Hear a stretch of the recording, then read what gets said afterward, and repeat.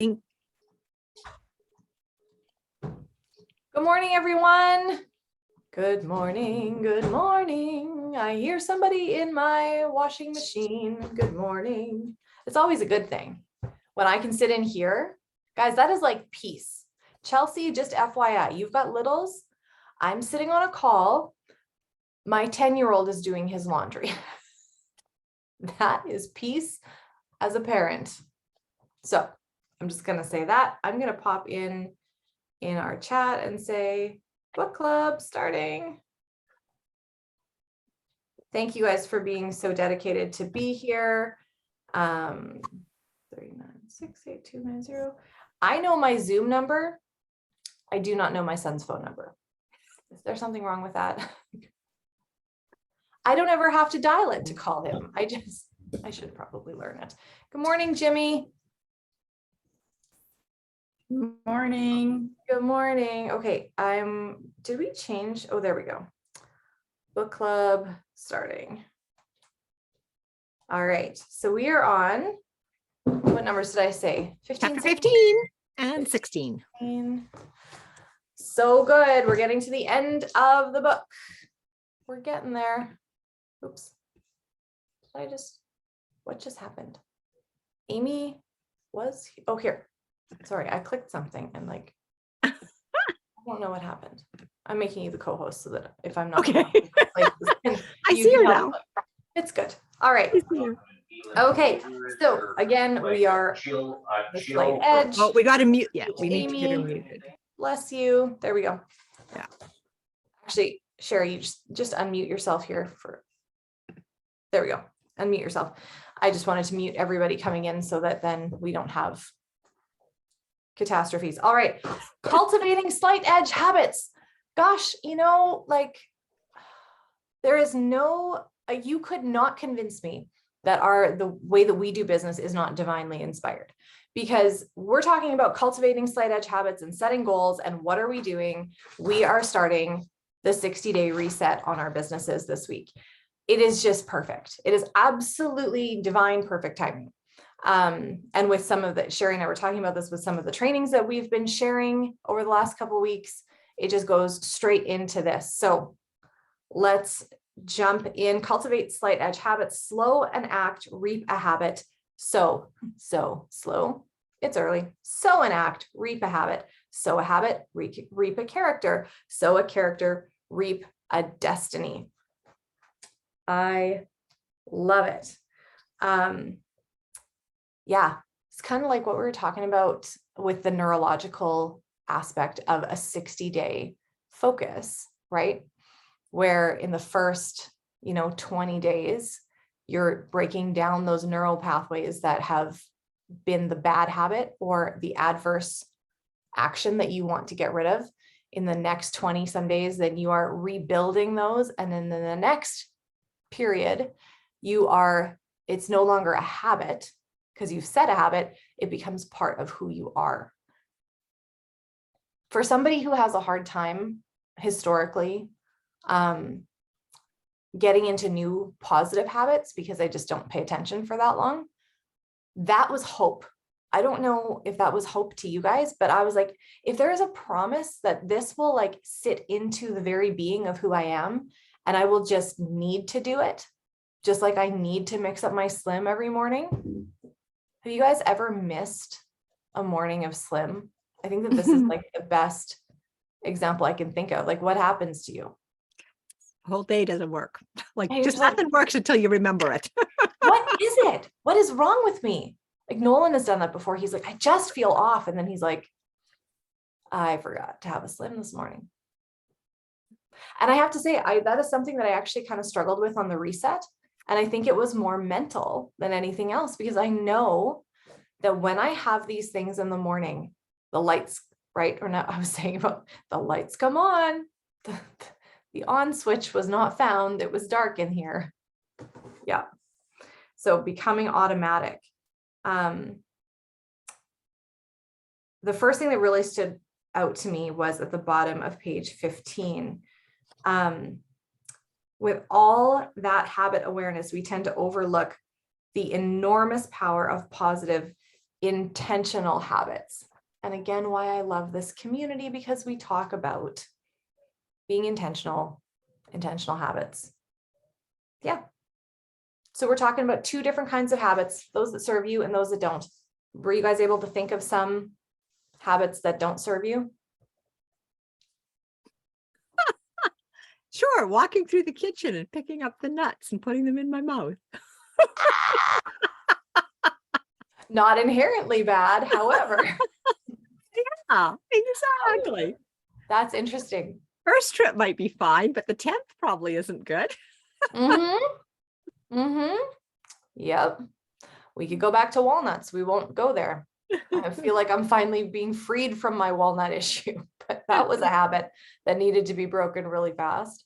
Yeah. Yeah. I find I have specific things that I buffer on. I know, because I'm aware that these habits are things that, like, you know, it's the whole, you know, when Emily Gibson talks about avoid pain, seek pleasure.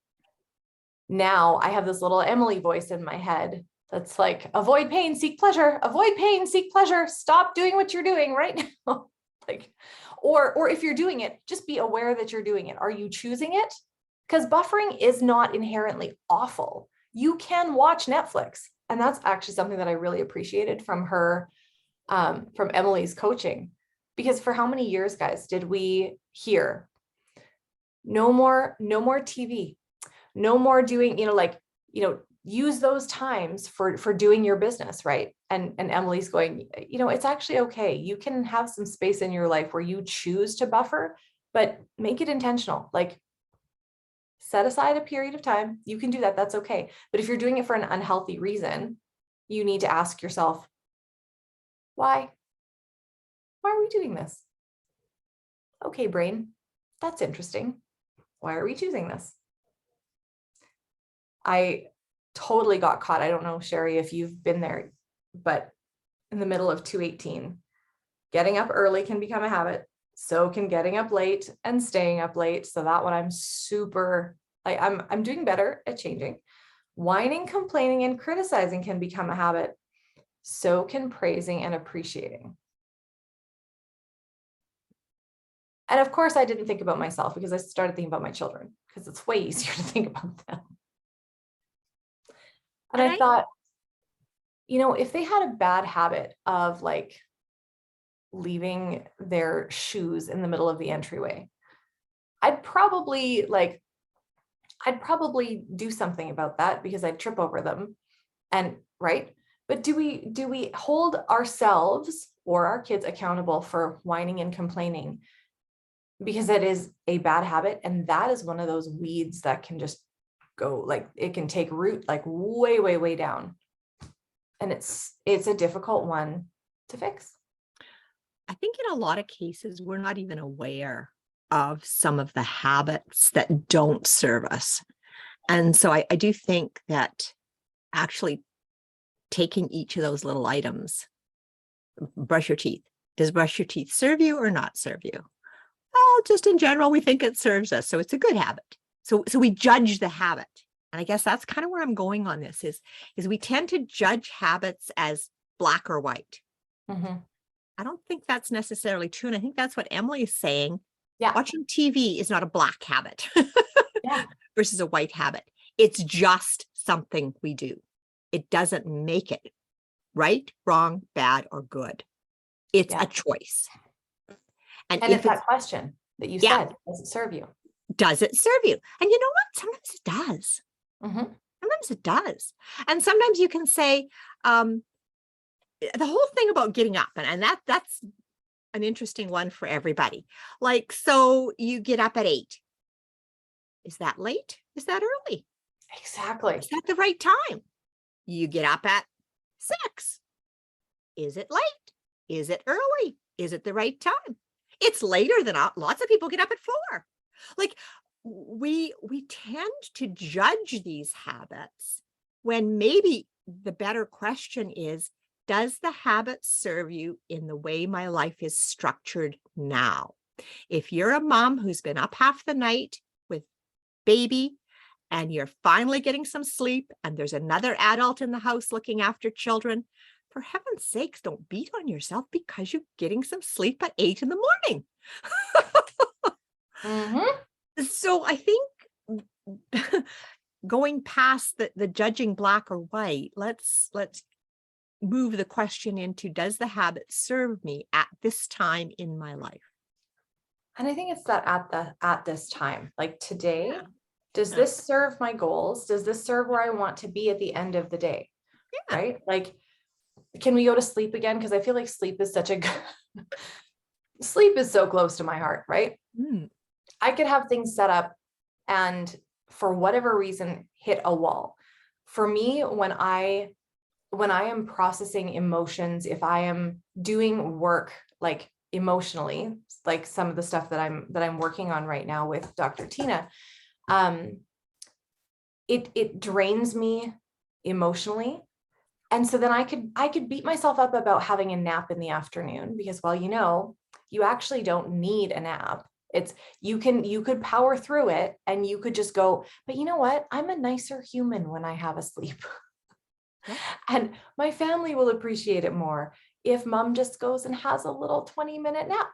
And so that's okay. So fine, right? So it serves me today. If I did it every day, would it serve me? I don't know. I'd have to reassess. Yeah. Right. And honestly, sleep again, my dad, and we get into these habits, right? We get into these habits and this funky mindset where, I don't know what it is, but wonderful, hardworking man who always used to wake up at again, 4 or 5 in the morning, especially in the summertime. He did caretaking stuff. And so he had to go out and do the lawn before it got ridiculously hot. And so then but he would stay up really late at night. And so he would really only be getting about 4 or 5 hours of sleep. Now he's finding that he is waking up really early in the morning, but if he goes to bed early, he'll wake up even earlier. And I'm like, what's so bad about having a nap in the afternoon? Switch your sleep cycle, right? As moms, we know we do that too. What does everybody tell you? Sleep when the baby's sleeping. For Pete's sake, if the kids are sleeping and you can sleep, you should probably do that because you never know when you're going to sleep again. You never know. Mhm. I love, sorry, go Yeah, ahead. I was gonna say, I really like page 219 where we talked about where your habits come from. Yeah. I really, really like that because he talked about your life is created by your attitude, your actions, and your results. And they are created by your philosophy. And your philosophy, what's your philosophy? It's what you think. It's your thought. Yep. Totally. And I think we live in such a fast-paced world that oftentimes people don't sit down to ask themselves questions like, what is my philosophy? Like what, and again, we'll get into goal setting in the next chapter, but like where am I going? What is important to me? Right. And sometimes when you're trying to make changes or shifts in your life, if you don't have a clear philosophy, you don't have anything to hold it against, right? Like, if this is my philosophy, if everything else goes out the window, but I achieve this one thing, is this congruent with this one thing, or is it not? Yeah. Right. Yeah. Parenting is a brilliant piece on that, right? Like I always parented to the, I've been thinking back on this and just how I raised my little kids. They had incredible manners. They were really well behaved. I could take them anywhere. By myself because I was often by myself. And I could have little people playing Play-Doh at a restaurant while I was having a grown-up conversation, and it wasn't a zoo. Because my philosophy was that I wanted to be able to still live a life that wasn't going to drive me nuts, that I wasn't going to need a massive break from. And my kids and I needed to be in harmony to a point where we could all coexist and everyone's existence was important. Moms didn't hit the garbage just because I had littles. Everybody got what they needed. And it was brilliant. We all survived. It was great. Changing steel cables of behavior over on 220. Amy, I love that. Oh my gosh. Okay, hold on. I'm just seeing things pop up in the chat. I missed what Chelsea, she said, I haven't slept through the night in 5 years. So bless you. Yes, have the nap, Chelsea. Have the nap. Have the nap. I also rent out children. So if you would like one to come and be a helper, you could have one. They're lovely humans. Amy, when my kids were driving me crazy, we would go for a walk in public so they would behave better. That's brilliant. I love it. And it's brilliant on a lot of levels because movement in itself shifts our whole energy level. I mean, and there's some incredible examples of how that works. And it's sort of like you see somebody and just do it yourself. Drop your shoulders down, hunch over, kind of drop your head down. Your voice changes, everything changes. Or sit up, shoulders back, tall, your voice comes out better. Everything comes out better. You have more energy. So take the kids for a walk. It's perfect. Take yourself for a walk. I was thinking about that this morning. I'm like, because Nolan's phone went off at 10 to 5. And so I was awake and I'm like, I could get up right now and I could start my day. Or I could lay here in my thoughts. I chose to lay there in my thoughts, which was probably not a bad thing. But then as I got up, and I was actually much more awake when I woke up because I'd kind of been in that dozy state for a little while. And I thought, I could have gone for a walk this morning. That would have been really lovely, really lovely. And then there's the whole piece of like early morning walks and the sun's like the red light and the whole, whatever, we can get into that. But I was going to say, Amy, that reminds me of when my kids weren't behaving, I always added water.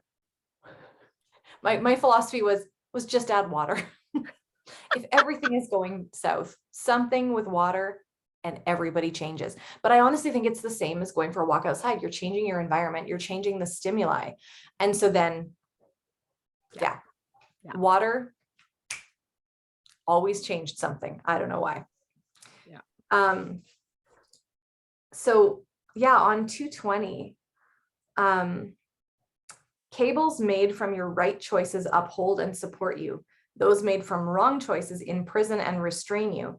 These cables are your habits of thought and attitude. And I thought it was so interesting because it would be the same, like it's supposed to be the same cable is what he's talking about. And you can choose for them to support or restrain. Yeah. Love that thought. I think that's whether that strand in your cable includes, water Something all day, whatever, 100 ounces of water in a day, or whether that same strand contains Diet Coke. Ugh. Like, yeah, same strand, but it gives a different result over time. And my kids and I have been talking about this a little bit too with diet and habit, because we're talking about cells and what, the old moniker, you are what you eat, right? And we can do the same thing about our thoughts because we know that our thoughts change our brains. Yeah. But if what we consume is the building blocks to our cells, do we want our cells to be made up of solely white carbs and sugar and like that? Like, do you think that your body is going to be held together really well by that? Or do you think that you should give your body protein and fiber and minerals and vitamins and like good healthy fats? Like, I would rather build my body from that than from the other. I'd rather build my brain from positive habits than relying on buffering or being victim to negative habits forever. But it's, again, made me feel so much better because he says your habits operate at the unconscious level, meaning you're not normally aware of them, right? When you walk in the door and you set something down, or you do, you always put something here and you always do this and you always do that and whatever. That's a tricky thing though, just FYI for anybody who has someone that they love who's ADHD. So if we start operating in that autopilot and we do something out of habit, you'll never find the keys. And you'll never, like, that's when Yeah. you learn to consciously have a dialogue. I'm putting my keys here. I'm doing this here. I'm setting this down here so that you actually have a map in your brain. So now we're going to start talking about all of the good habits. And I loved his example of his daughter going to university. Yes. I thought that was the best ever. So good. Yeah. Yeah. I mean, the president of the university did a great job. You know, everybody here is in the top, whatever it is, 3%, top 10% of kids. Everybody here has got the grade point average is 4, you know, and his daughter wanted to do well. Yeah. And his advice was just the simple, basic things. Show up every day. Do 2 hours of homework every day. And sure enough, she called him, what was it, at the end of the first month even? They hadn't even had an 80%. exam yet. And they'd gone from 400 in the class to 80. Like, isn't that insane? I think that's just crazy. And I'm so thankful that I am being given the opportunity to do this kind of work now, and the impact that we can have on future generations. And you guys will have, with no matter where you are in your lives, I can see where you can be impactful with this to pass this information on to other people. Because maybe if the rest of the class had somebody say to them, just show up. Just show up. Right? That's the best thing that you can do. It's the first best thing you can do. And then be consistent, right? And I love this whole first paragraph, and I'm actually going to turn it into a post. I've got it marked because I think that it's so important, right? And when you consider consistency over time, and I keep going back to the chapter that they were talking about the space shuttle, and how a space shuttle is off 29 minutes out of every half hour, and then they have to course correct. And that just was so impactful for me, because the billion-dollar machine that the space shuttle is, and it's wrong most of the time. I figure if a billion-dollar machine can be wrong most of the time and still succeed in their mission, maybe there's hope for me. Right? In baseball, my theory is to strive for consistency, not to worry about the numbers. If you dwell on statistics, you get short-sighted. If you aim for consistency, the numbers will be there at the end. Yeah. Do the things every day. Yep. And I loved her philosophy, his daughter's philosophy. He's talking about the failure curve. That's why 95% live on the failure curve and 5 on the success curve. His daughter had a philosophy that drove her to stay on course, even when everyone else was doing the opposite. But the key was she had the philosophy. She had set her mind that this is what she was going to do.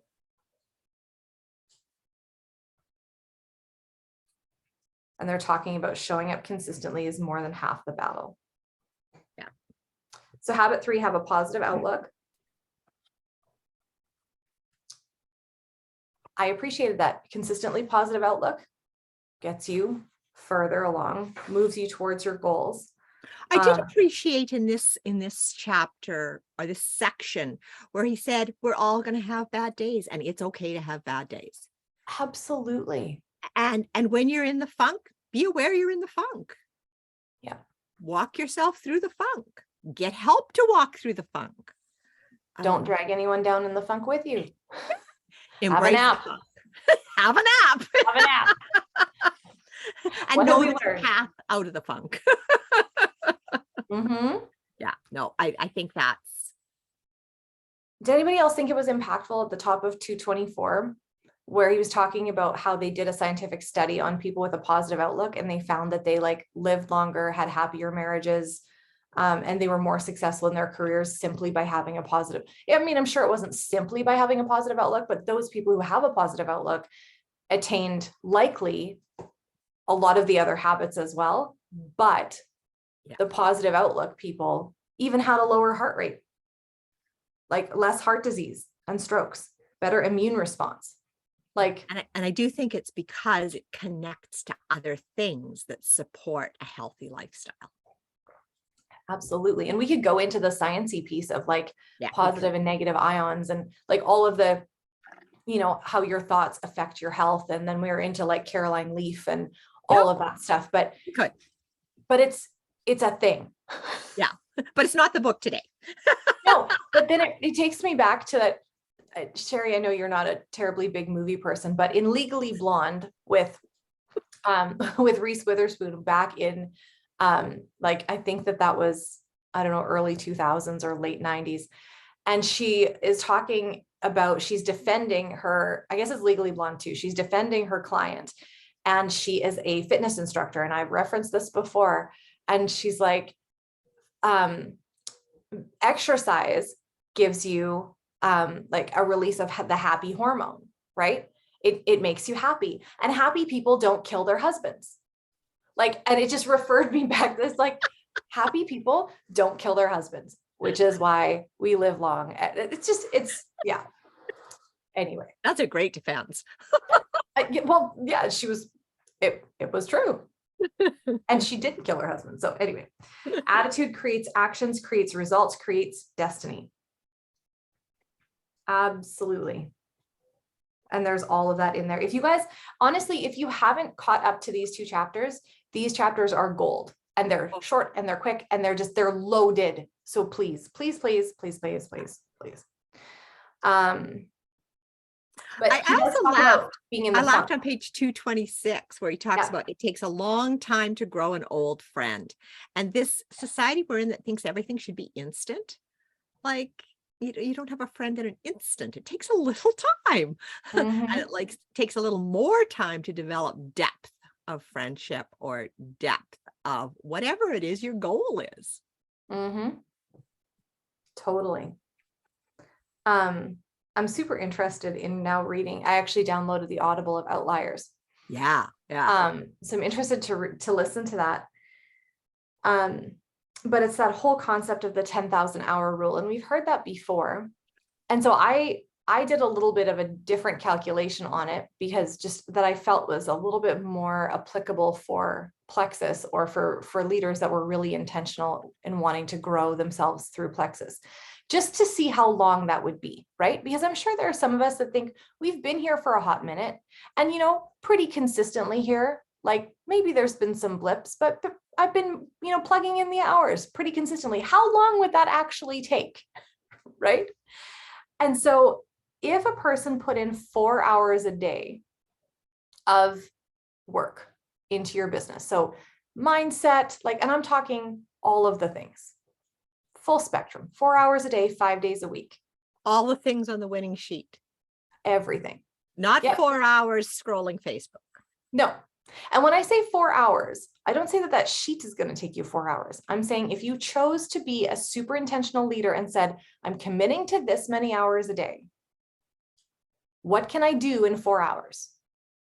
You will find stuff to do in 4 hours. I'll tell you that right now, regardless of what level you're at. But if you did it 52 weeks a year, because we want to stay consistent, and that's just how our business is, 10,000 hours would be just over 8 years. So when we think of the journey to diamond or the journey to jewel, and you think, man, this is taking a long time, have you put in your 10,000 hours yet?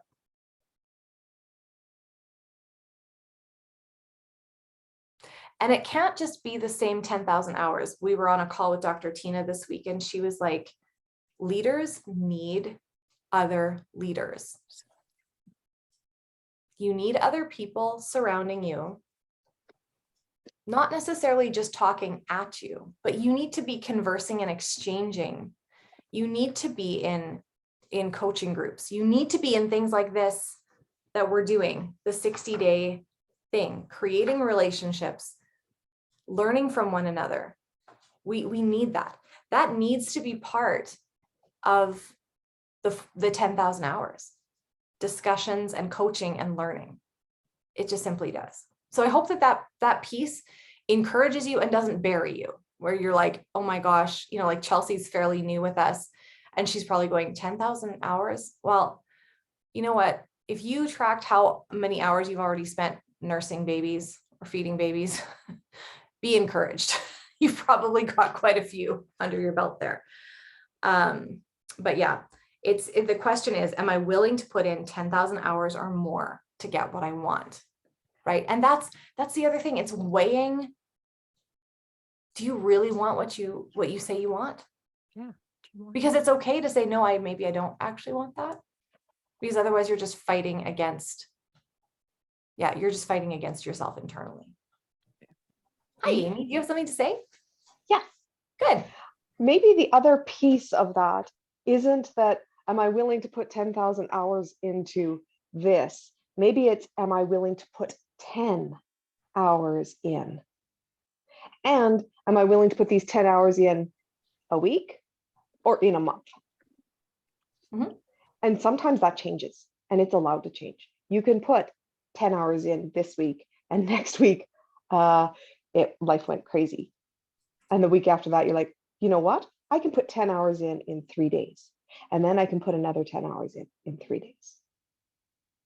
And break it down into the bite size that you need at this time. Just like we talked about a nap, one day is okay. If you need it every day, it needs a review on, is it serving you? Yeah, I agree. And we also need to remember, is it serving the people around us? Mhm. Because sometimes it's really the people around us who see the commitment to care for others. Yeah, I love that. The other thing that we need to remember is that I love that with Plexus, we don't have to be experts in order to be thriving in our field. You could get to where you want to go at 4,000 hours, but it doesn't mean you let up.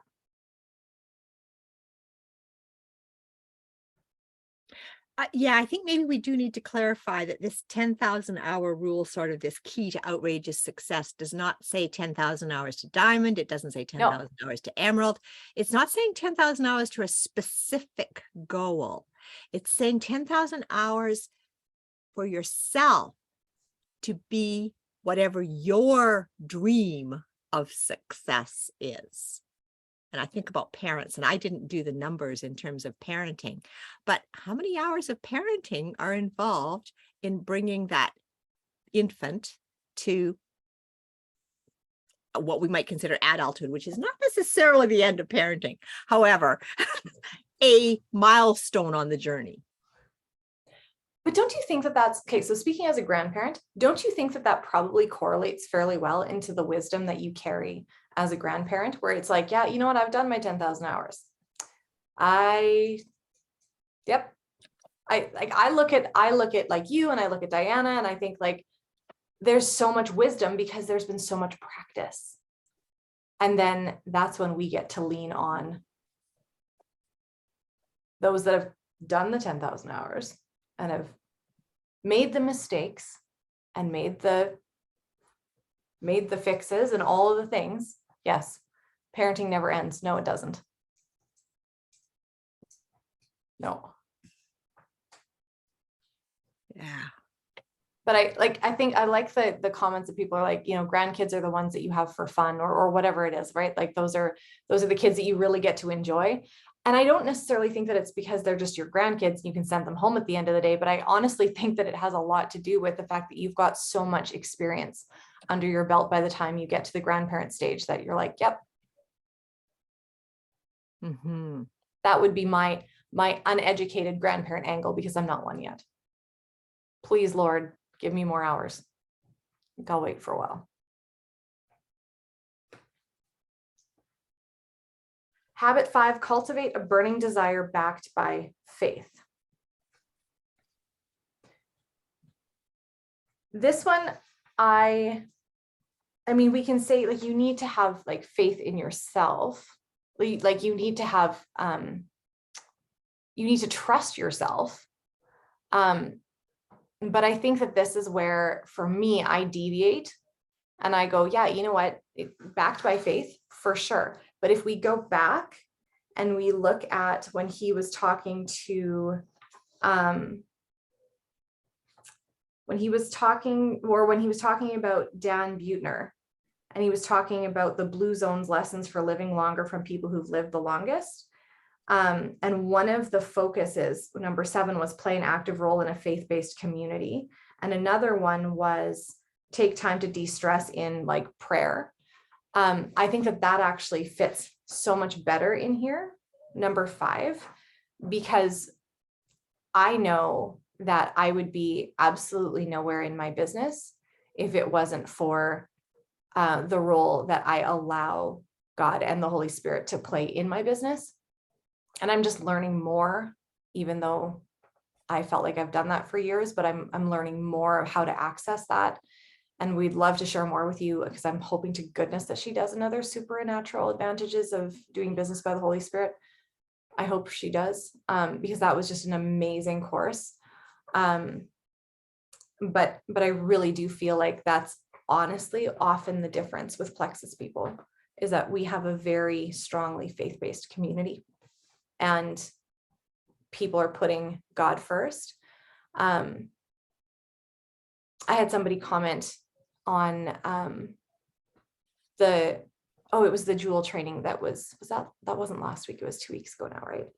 Or it wasn't this past week, it was the week before, when they were sharing what it was that where their hearts were, right? And Eva was talking about sponsoring that girl to go to school and impacting, and just being able to say, yeah, it's amazing that she's doing that, and I'm so proud that that's what she's doing, but these are the hearts of the people that do this business.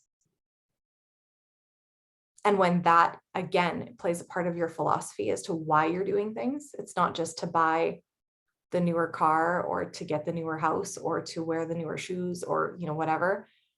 It's being able to be impactful on a global scale. That changes it changes the reason for your influence. But for sure, you need to have confidence in yourself and who you are in order to go somewhere.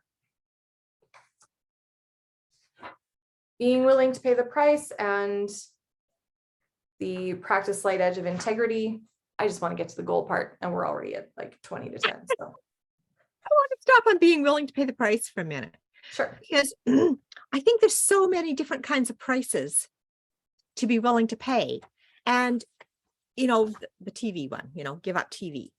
So, well, I don't watch TV, so I can't pay that price. I think it's interesting because I think some of this paying the price piece is you have 24 hours in your day, and how are you using them? And do you have any places to pay the price? And I really liked his story about he paid his price by choosing to not play ball anymore. Mm-hmm. He'd gotten actually fairly good at it, and he'd worked hard at it. And that was the price he chose. And so I do think that the price can be really simple. Like he talks about, giving up some junk food you're attached to in terms of your health. But it can also be more significant, like the price of giving up the fancy car to drive one that is functional, because you're using your resources, whatever they may be, for something else that you have a longer term goal, a longer term vision for. Mm-hmm. And so I think we've all got places where we have to make a decision about paying the price. Yeah. And sometimes the price is the time we're spending on our business now, because we're spending it with our kids. Yeah.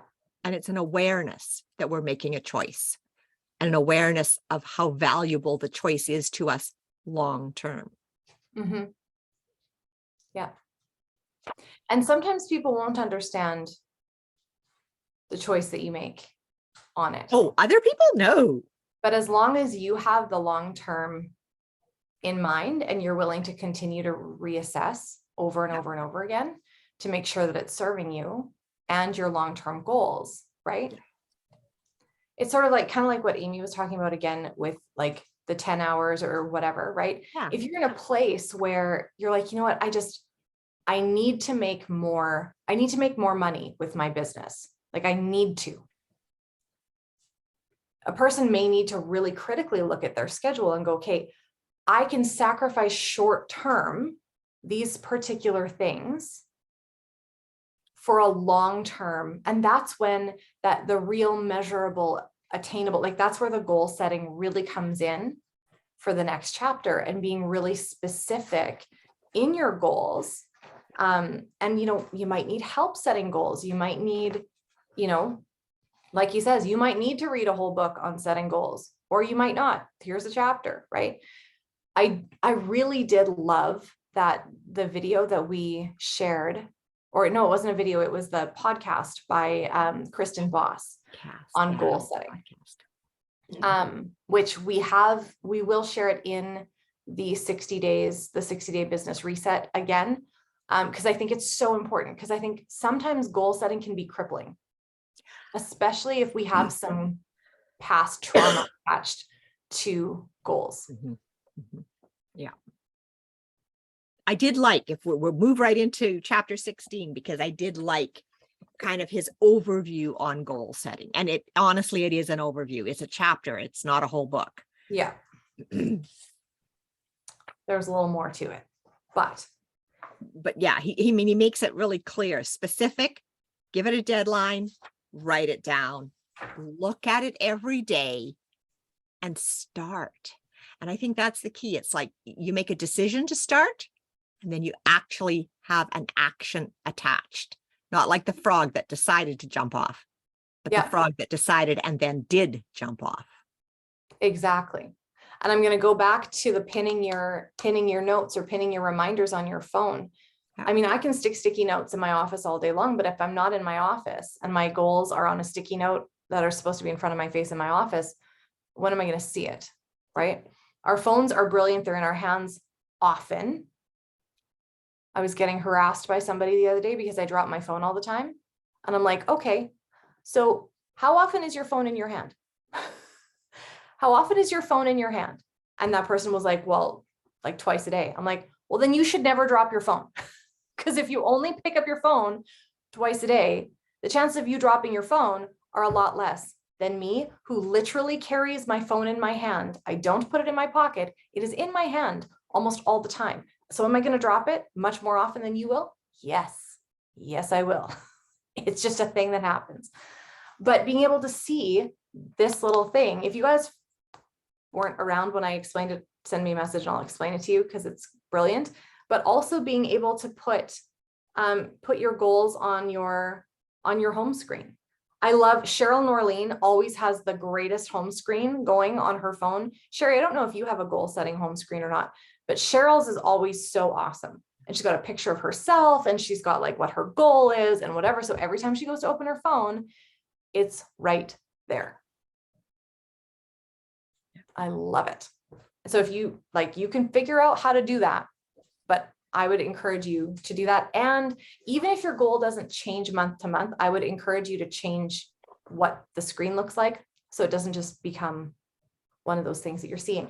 But my notes are it is my goals. It is what I'm supposed to be doing every day to get to that next space. And they're not like, it does not say diamond. It actually doesn't even say sapphire on here. It has very specific things that I want to be implementing every day. So got to write it down. And yes, and in this case, if you haven't read the book or listened to the book, his story about opening the country of Germany is phenomenal.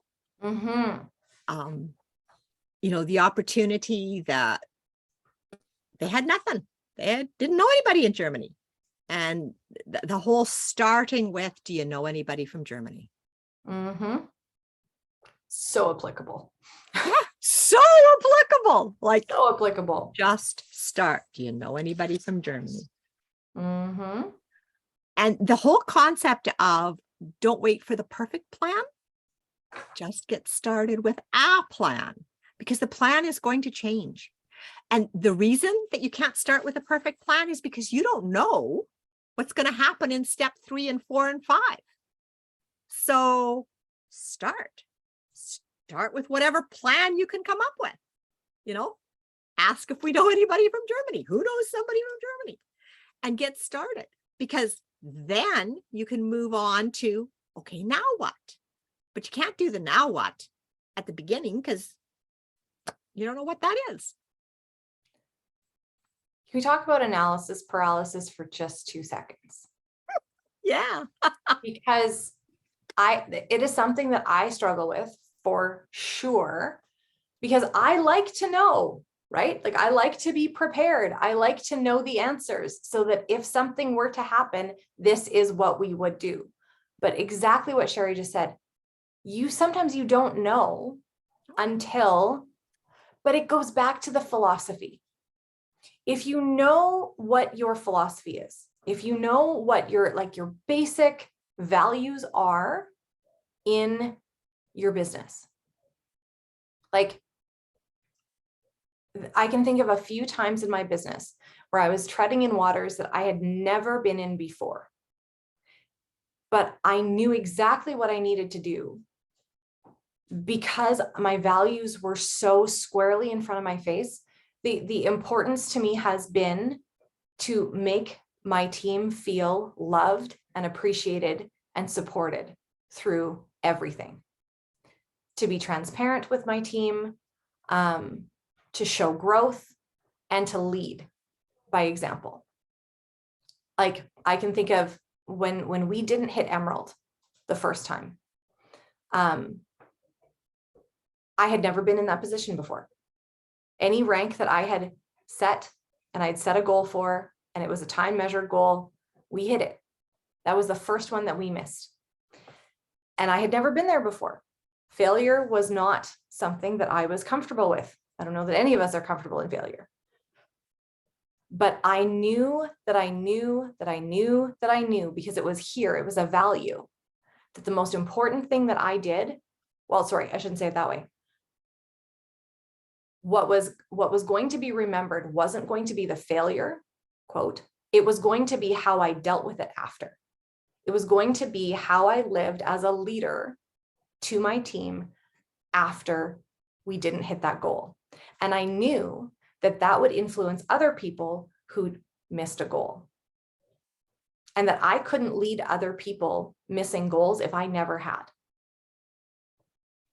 And so I turned it to gratitude and we moved forward. And I remembered, it might have actually been Sherry who said it to me, how you walked out those days after missing it was so impactful. And that has turned back around to me to go, okay, I was right, because that was the only thing I knew. It sucked. It would I knew other things too. It wasn't a happy space, but because of the values of my philosophy, it impacted much more. And I think it was actually more impactful than going Emerald to begin with. It was necessary. So, yeah, so the German Salesforce thing is on page 244, if you guys are looking for where that is. So yeah, does anybody have, if you guys are where you can interact with us, does anybody have fears surrounding goal setting or issues surrounding goal setting that you still feel like you're not sure if you can, or it's not terribly important, or whatever? And we're talking like monthly goals. You can do quarterly, annual, whatever, but giving yourself space every month to sit down and goal set is really important. And if we've got issues surrounding goals, then that's another thing that we need to peel the layers back on that. Does anybody have any questions about any of that?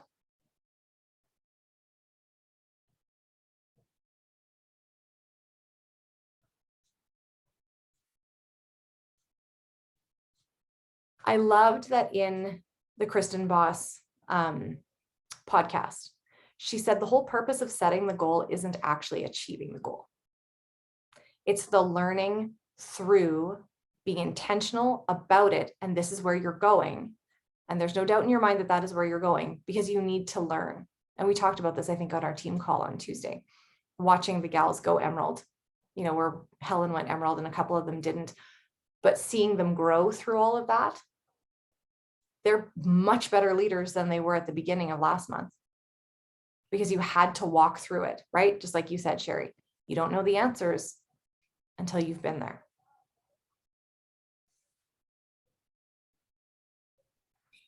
I was just going to say some of the best times of my growth have been when I made that scary goal.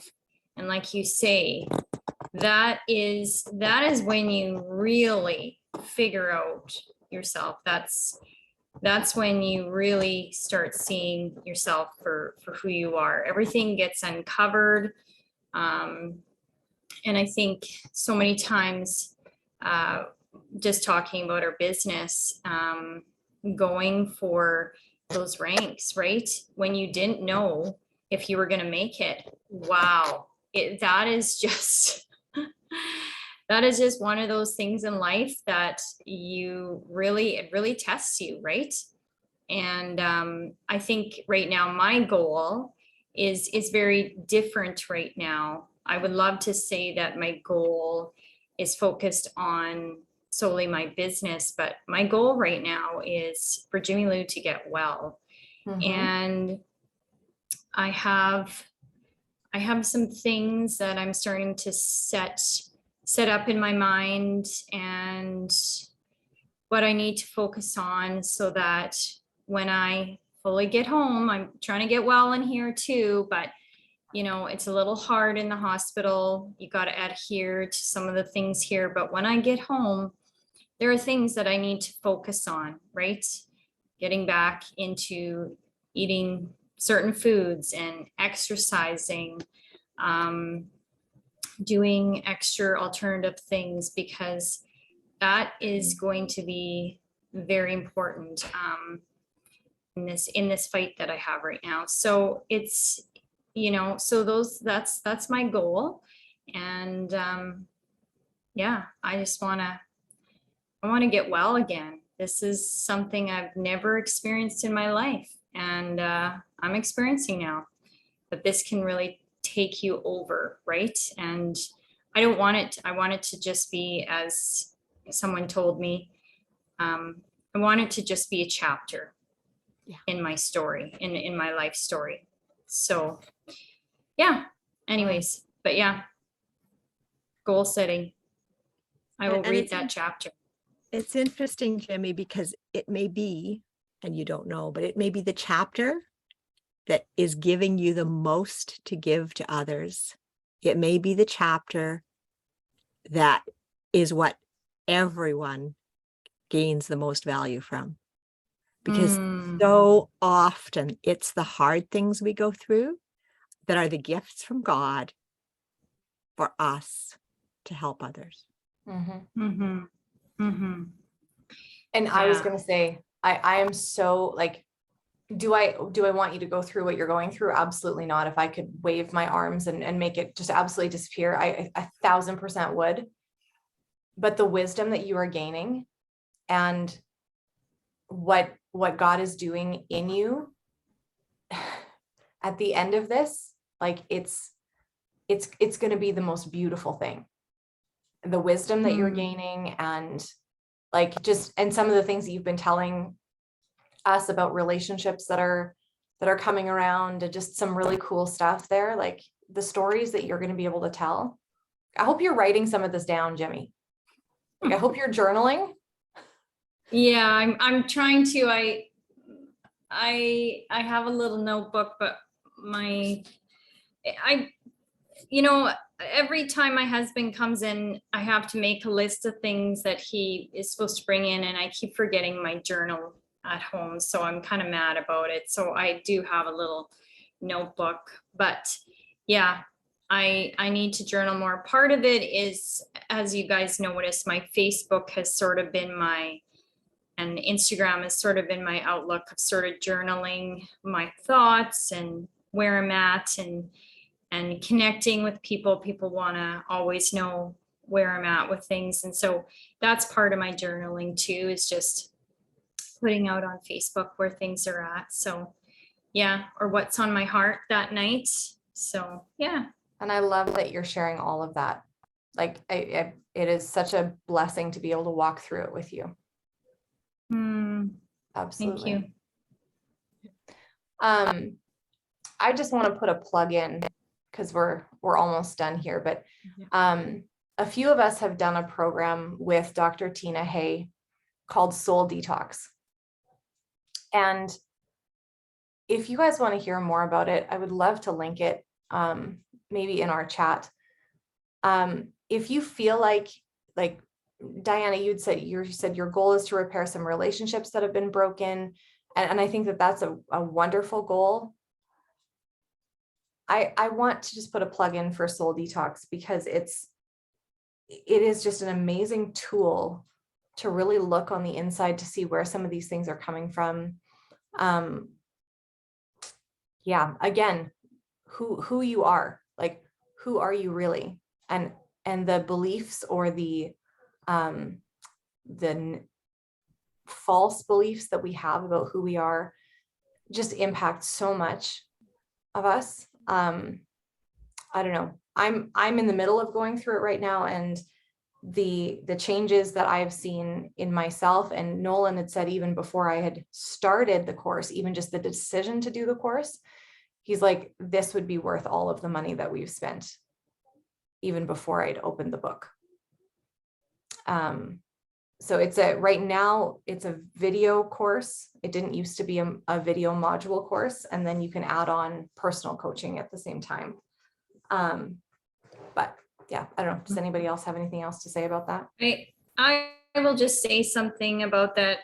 The reason why I'm not putting in my video, you guys, is I would scare you. I'm calamine lotion all over my face. But you guys, I can't say enough how the Lord has set up this year. I don't want to get emotional, but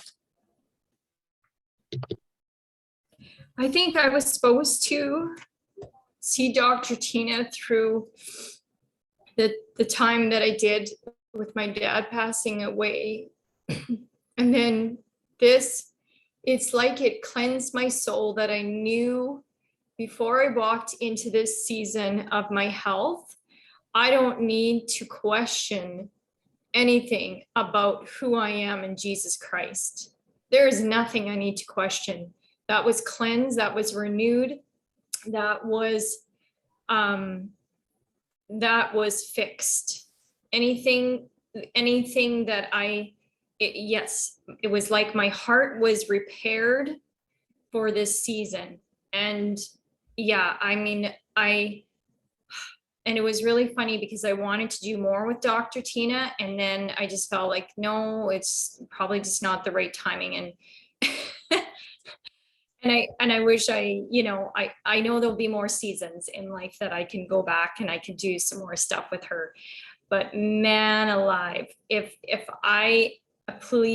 you are just slightly like just needing just that one-on-one or some good teaching about who you are in Jesus Christ. It's something, I've been to Bible school, you guys. I've been part of a great church. I've done Bible studies. This is on a whole different level. Yes, the counseling, the one-on-one is really important and extremely valuable because she spends time just on you, right? And prays for you ahead of time. Like, she is fasting and praying before she even starts sessions with you.